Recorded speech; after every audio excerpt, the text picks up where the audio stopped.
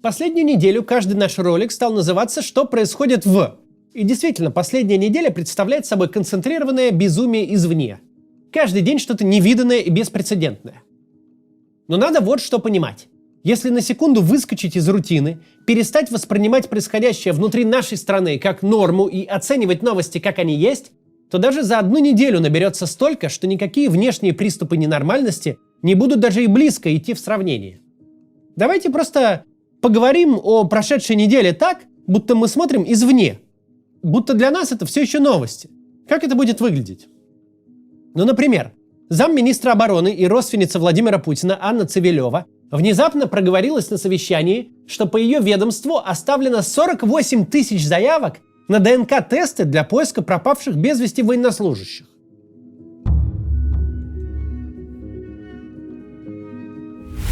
48 тысяч – и это не количество пропавших без вести, это количество родственников, которым настолько не наплевать на близких, что они готовы их искать. Мы знаем, какой контингент в значительной степени составляет нынешнюю армию.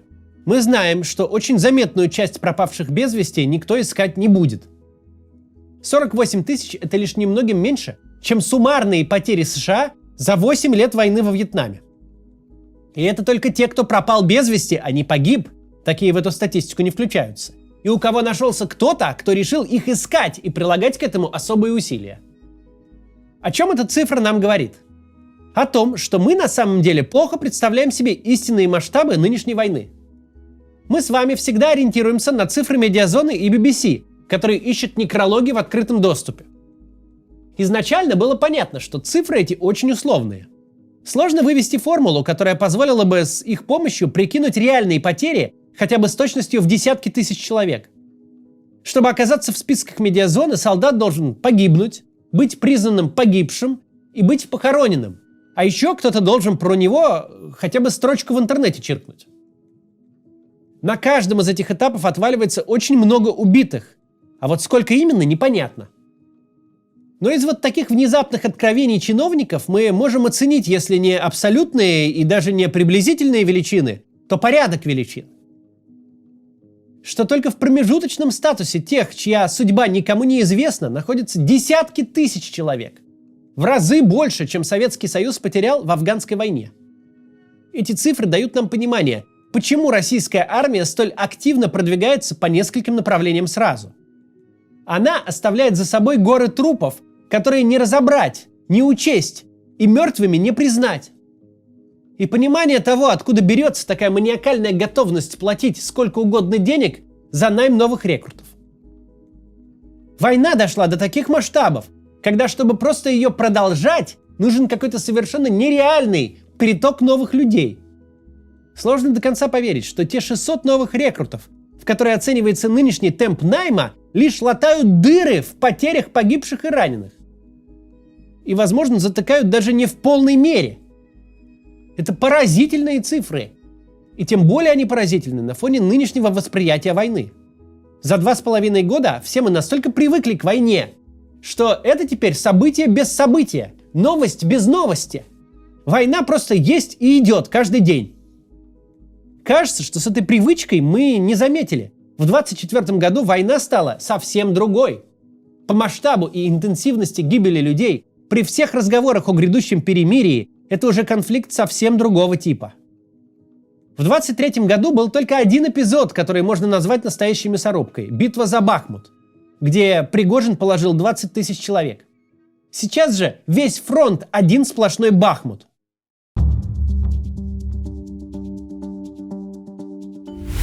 Теперь про экономику. Мы на практике в очередной раз убедились, что курс доллара – единственный политически важный показатель в экономике для российского режима. Все остальное можно как-то скрыть или заболтать. Чудовищный дефицит рабочей силы незаметен до тех пор, пока где-то на складе не перестает хватать работников и полки не пустеют в одном конкретном городе. Инфляция побеждается играми со статистикой. Банковский процент в моменте интересует далеко не всех. А курс видят все и смотрят на него всегда. И вот эти вот разговоры, дескать, у нас же рублевая экономика, что вы тут глазом косите, в России не работают совершенно. Железную связь курса и цен понимают даже пенсионеры. Циферки эти настолько важны, что на их торможение бросаются все силы. Когда это возможно ставкой, когда ставка себя исчерпает, начинают заливать рынок валютой, лишь бы рост не был скачкообразным. Но нас интересует не ослабление рубля само по себе. Это производное от большого процесса, который интересен сам по себе. К концу года экономика явно очухалась и ощутила, насколько же в ней много рублей. Рублей, которые лезут изо всех щелей, которыми государство почти 3 года накачивает экономику. Какое-то время чисто на инерции резкий взлет денежной массы перекладывается в инфляцию не так активно. Сейчас прервемся на небольшое объявление наше и продолжим.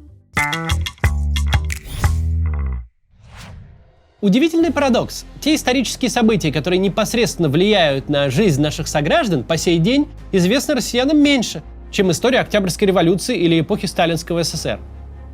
Хотя, казалось бы, с революцией прошло больше сотни лет, а перестройка была относительно недавно, и многие видели происходящее собственными глазами.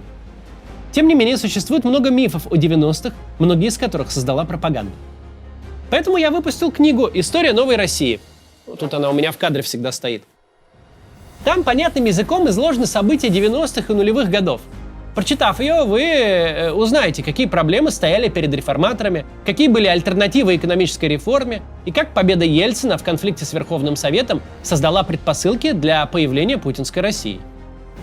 Ну и, собственно, как именно Путин строил в нулевых свой режим. Событий много, и они довольно запутанные, но мы структурировали книгу так, что очень легко разобраться, где, когда и что происходило. А еще мы сделали классное оформление, чтобы книга была не просто источником информации, но и украшением личной библиотеки. Отличным подарком, вот тут такие иллюстрации. Мы специально для каждой страницы, это вот текст и иллюстрация. Мы вот так вот специально их красиво нарисовали. Все ссылки я оставлю в описании. Также я хочу напомнить, что у нас есть мерч. Сможете приложить к книге худи с ободряющей цитатой или носки с надписью «До завтра» моим почерком. Есть кружки, футболки, шопер. Все очень качественное. В общем, переходите на сайт и выбирайте. Тем более, что сейчас на эти товары действует акция. Если подумывали купить, сейчас самое время. Продолжаем. Теперь же понятно, сказка закончилась. Ситуация, когда с одной стороны у людей на руках становится сильно больше денег, а с другой трудоспособных людей на рынке становится сильно меньше, а с третьей производственные мощности производят средства убийства людей вместо ценных для народного хозяйства товаров, и при этом инфляция остается в целом не ужасной, а рубль стабильным, вся эта сказочная ситуация закончилась. Когда вы 500 000 человек распугали за границу, минимум 150 тысяч убили, когда сварщик вместо того, чтобы строить водопровод, который будет кому-то нужен, за втрое большую зарплату приваривает мангал к танку, который точно никому не будет нужен. Когда ситуация складывается так, невозможно до бесконечности делать вид, что из всего этого у вас получился экономический рост. Невозможно бесконечно делать вид, что однозначно вредительская деятельность является чрезвычайно полезной. Что потерять пусть не весь европейский рынок, но значительную его часть и в полной мере оказаться в зависимости от Китая – это так хорошо, что просто счастье. Давно было пора. Нельзя бесконечно всем рассказывать, что вы всю жизнь мечтали возить нефть на списанных танкерах, а деньги за нее на кривой козе проводить кружным маршрутом через полмира. С постоянным риском, что где-то схватят за хвост, какой-то банк что-то заблокирует, в какой-нибудь очередной, энтузиаст по обходу санкций возьмет да и попадет под суд. Просто в какой-то момент станет понятно. Ой, а 3 года назад-то эта швея в Иваново зарабатывала 20 тысяч за шитье спецодежды, которую все с удовольствием покупали своим сотрудникам. А теперь она шьет бушлат, в котором вытащит из окопа очередной труп, но шьет уже за 80 тысяч. Так вот, а эти 80 тысяч, они точно настоящие? В какой момент времени эта швея создала ценности на 80 тысяч? Товаров и услуг в экономике больше не становится. Людей, способных их производить, становится меньше, а рублей сильно больше. Некоторое время так жить можно, но не бесконечно.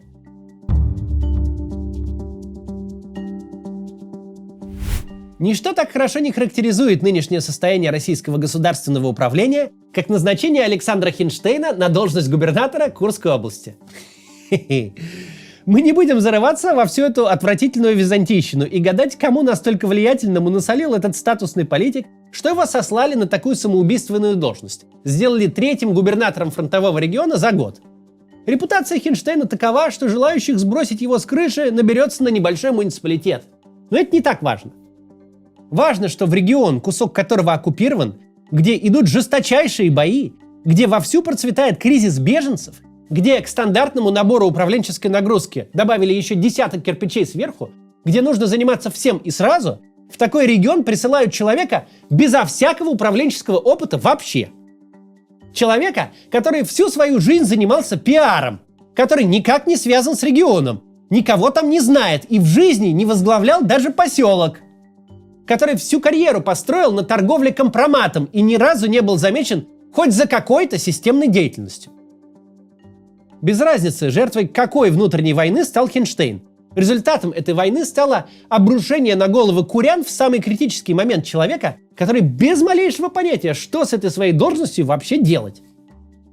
В российской системе власти полно вот такого, когда кадровые решения становятся результатом каких-то боев бульдогов под ковром, когда реальные управленческие должности становятся для кого-то выигрышем, а для кого-то наказанием.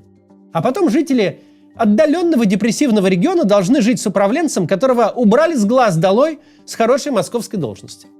Но казалось, что, по крайней мере, Курская-то область прямо сейчас должна быть исключением. Это же не республика Алтай, куда сослали Турчака. Здесь-то реальный пожар, ответственный за тушение которого не может быть выбран через поражение в кровавом фестивале каннибализма. Но выясняется, что нет, может. Выясняется, что аргументы реального мира даже в настолько критических ситуациях не имеют никакого значения. Российская система управления уже совсем погрязла в мире чистых абстракций, занимается только собственными интригами и не связывает себя с реальностью в принципе. В назначении Хинштейна кроется ответ на вопросы о мотивах действий Путина. Его мотивы бесполезно искать. Он уже на том уровне затянувшегося правления, когда управление страной превратилось в игру в страну. Беженцы, жертвы обстрелов или просто люди, которым в жутких совершенно условиях нужно в школу и больницу попасть, нужно, чтобы им тепло в дом дали. Все эти люди для Путина какие-то юниты, существование которых не имеет значения, потому что для него их вообще не существует.